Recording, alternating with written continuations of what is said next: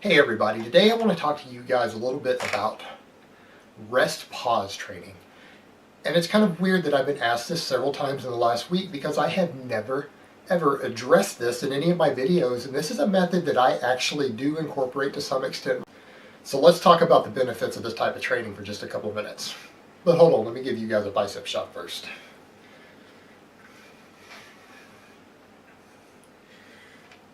Now, I want to state up front, I don't want to see novice lifters really messing with rest pause reps or rest pause training because they should be doing straight sets. I see it as a useful tool for intermediates and advanced lifters, both for strength and hypertrophy. And actually, I consider it to be a very good training method for a hybrid between the two, as long as it isn't used excessively. Now, what do I mean by rest pause training? Well, rest pause training is when you take a break between your reps. That's the easiest way to put it. It's normally something like 5 to 10 seconds, but there are methods to where you take 30 seconds between reps. And what you do is that you end up drawing a set out with these short breaks to a number of reps much higher oftentimes than what you would normally be able to do. Now, where I think rest pause training really shines is not with high rep work. It's when you're doing moderately heavy to very heavy weights. Not true 1 rep maxes, but I think usually around the 85% intensity mark, which means 85% of your max.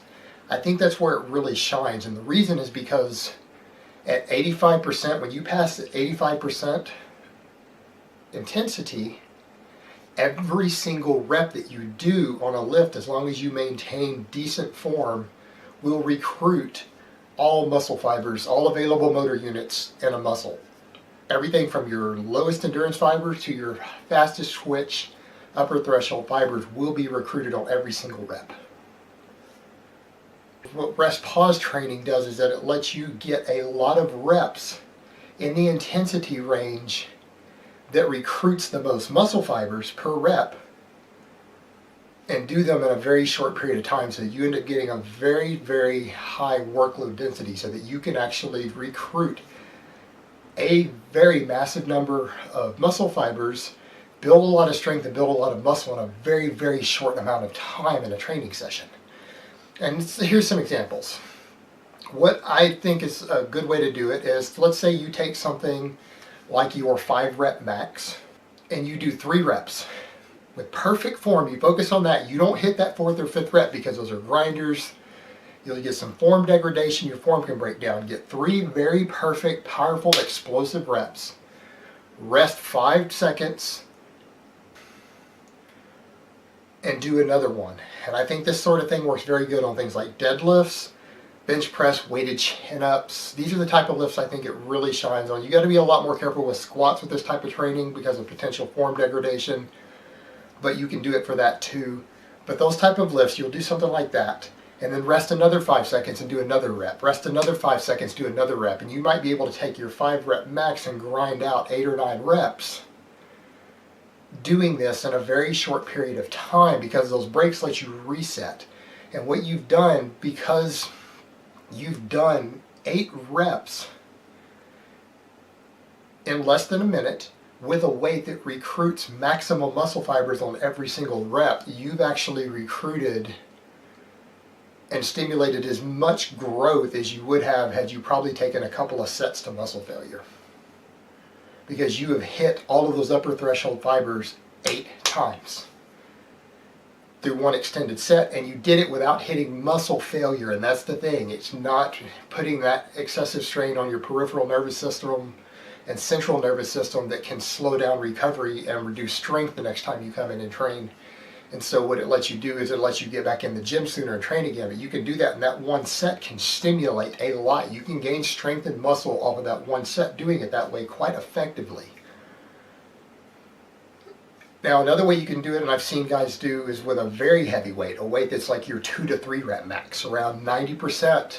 And Jamie Lewis does this himself on his deadlifts.